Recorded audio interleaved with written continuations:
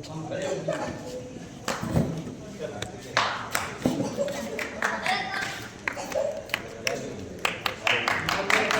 कश्मीर है, कश्मीर है, कश्मीर है।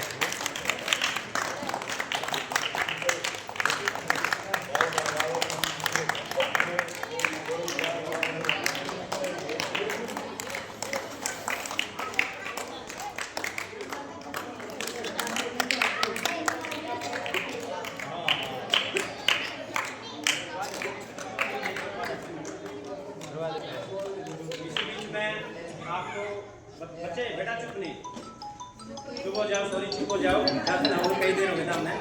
मैं इसी बीच आपके सामने कोई अपशब्द या कोई बातें निकल गई तो उसके लिए माफी चाहता हूँ। हमें तो उम्मीद भी नहीं थी कि माता बहनों का इतना सहयोग होगा। आप सभी आए, आप सभी का एक बार तहे दिल से धन्यवाद, एक बार जोरदार तालियां।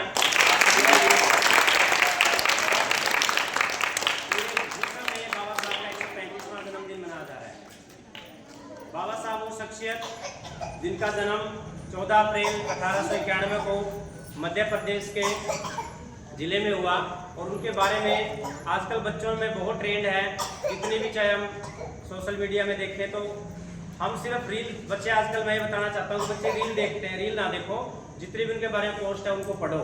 तो बाबा साहब वो शख्सियत थे कि जब स्कूल में गए तो उन्हें पानी पीने से मना किया, क्योंकि उस समय सामाजिक व्यवस्था ऐसी थी, जात पात का ज़्यादा वो था।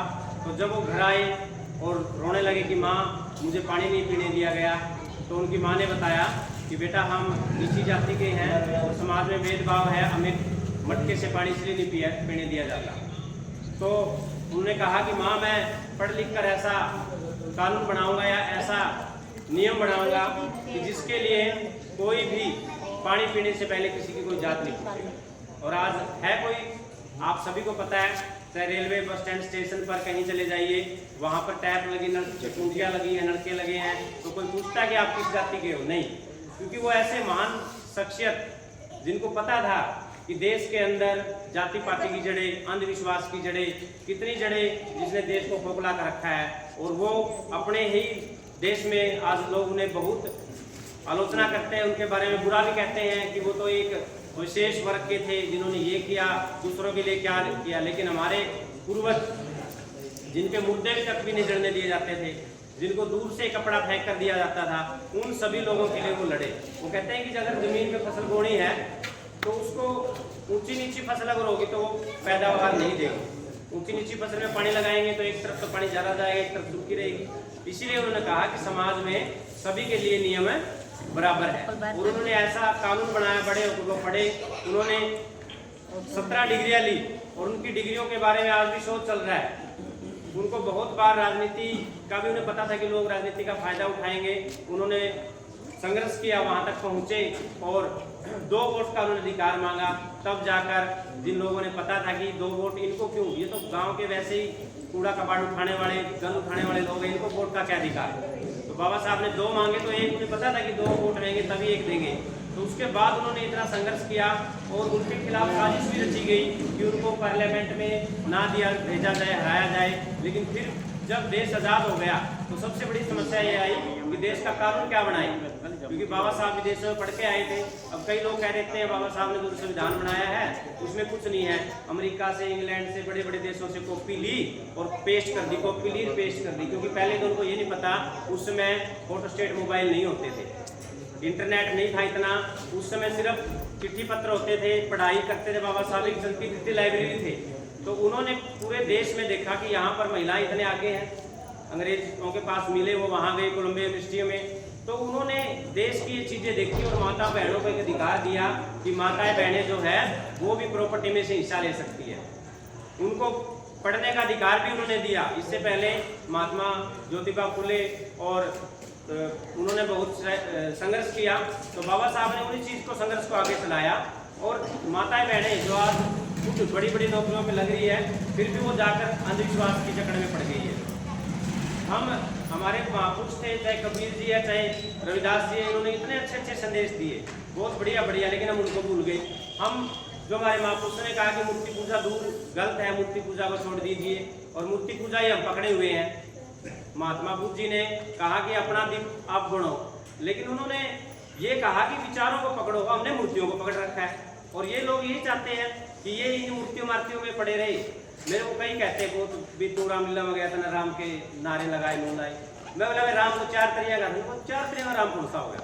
मेरे साथ के टीचर ने कौन पता था? मैं एक राम दशरथ का बेटा, एक दूसरा राम कटकट में बैठा, तीसरा राम का शकल पर आ रहा, चौथा राम जग से न्यारा।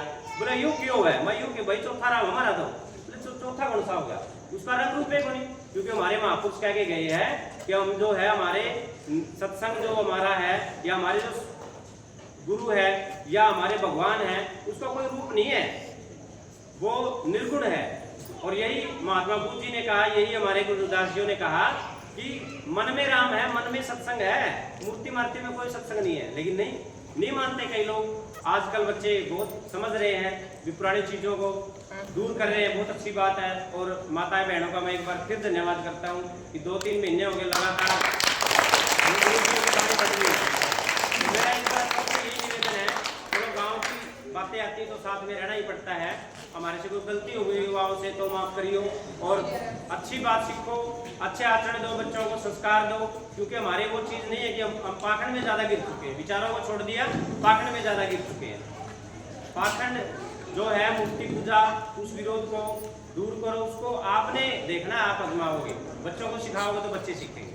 तो मैं इन्हीं बीच शब्दों के बीच जो हमारे पुराना मंडी से बोध जी आए हुए हैं, बलबीर बोध जी, मैं उनको बुलाना चाहूँगा कि वो 2 शब्द हमारे बीच में कहें और एक बार स्वागत कीजिए उनका।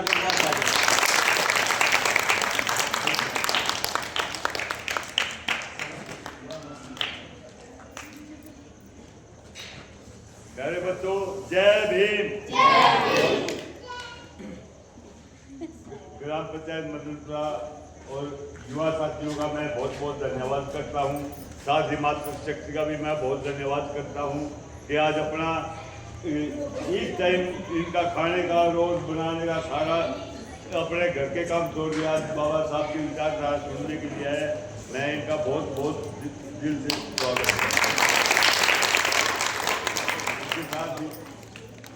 इसके साथ ही सभी संतों महापुरुषों, सर्वस्वामी जन्मे सभी संतों महापुरुषों की को नमन करते हुए बाबा साहब के चरणों में अपना शीश नवाते हुए आज बहुत ही खुशी का दिन है कि आज वर्ल्ड लेवल के जिनको नॉलेज ऑफ सिंबल का खिताब अमेरिका ने दिया है,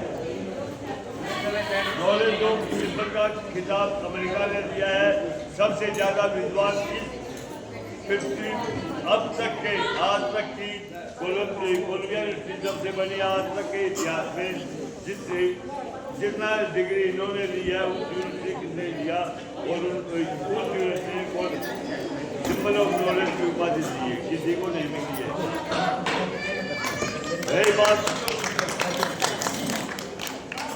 रही बात जो बाबा साहब ने ये नहीं किसी एक वर्ग विशेष के लिए या किसी जाति विशेष के लिए, जो भी पीड़ित था, पीड़ित समाज, दबा कुचला, सबके लिए उन्होंने काम किया। खास करके महिलाएं, चाहे किसी भी जाति की थी, किसी भी वर्ग की थी, महिला सभी, आज भी हमारा स्टेटस ये है कि महिला आज भी दबाव में है।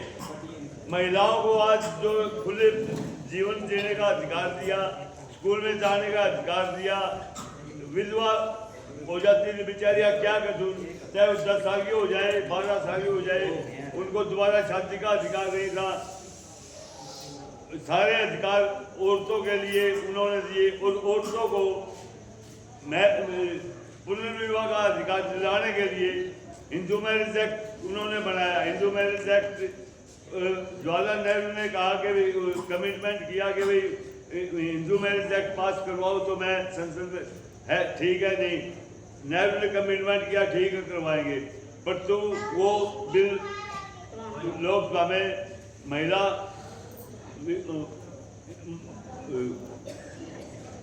मैरिज एक्ट वो गिर गया, और उसके विरोध में उसने अपने पद से इस्तीफा दे दिया। ये हमारी मातृशक्ति के लिए उन्होंने बहुत बलिदान दिए। आज जो हम स्कूल में जा रहे हैं, जो अच्छा खा रहे हैं, पीले ओढ़ रहे हैं, ये सब बाबा साहब की देन है।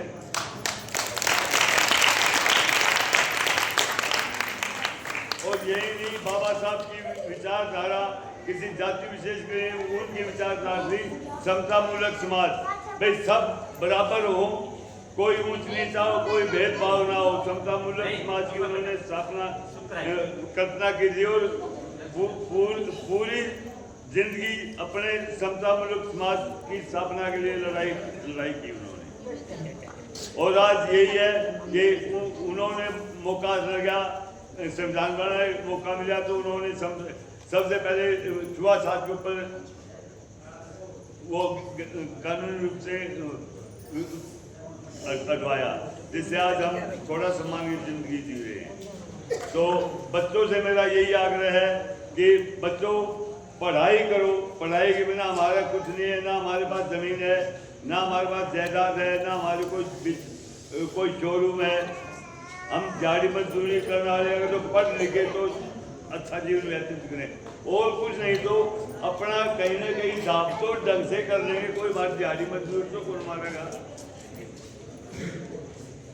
तो इसी के साथ ही जय भीम।